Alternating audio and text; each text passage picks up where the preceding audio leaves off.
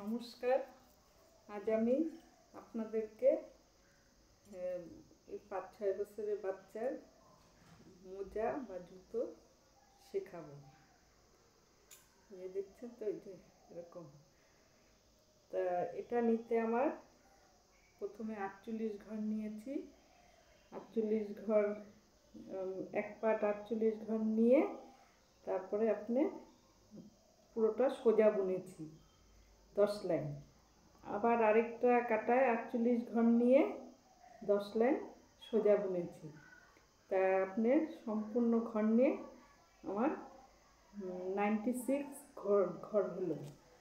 আলাদা আলাদা পাট করে এই যে এইভাবে বুনেছি। তারপরে আপনার এই যে এরকমভাবে বুনতে হবে আপনাকে।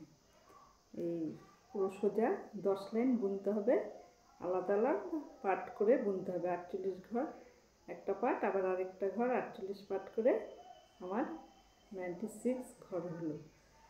তারপরে আপনি এটা এই যে এই জিনিসটা দেখছেন, এটা বর্ডার বুনেছি 16 লাইন, দুটো উল্টা দুটা সোজা করে বর্ডার বুনেছি 16 লাইন। এটা বোনার পরে তা আমার 96 ঘরটাকে আবার 48 ঘরে আনতে হবে। মানে দুটো কাটায় যে সোজা আছে দুটো ঘর ফেললাম সোজা, আবার উল্টো কাটায় দুটো ঘর উল্টো ফেলে আমি আবার 48 ঘরটাকে নিয়ে আসলাম। নিয়ে আসার পরে 48 ঘরটাকে আমি একটা করে সোজা বুনেছি, একটা করে উল্টো বুনেছি। এই যে এই পাটা ঢোকানোর জন্য এই যে এই রাউন্ডটা।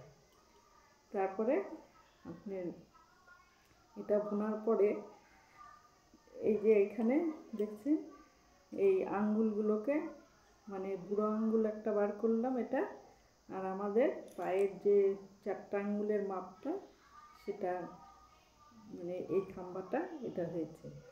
তাই এইভাবে পরে এটাকে আমাকে জয়েন করতে হবে। এই যে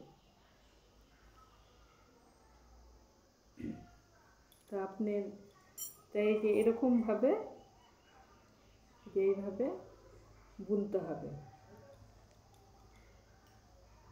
তা আমার এই 5-6 বছরের বাচ্চার জুতো বা মোজা বানানো দেখে যদি ভালো লাগে তাহলে সাবস্ক্রাইব করবেন এবং অসুবিধা হলে কমেন্ট করে জানাবেন।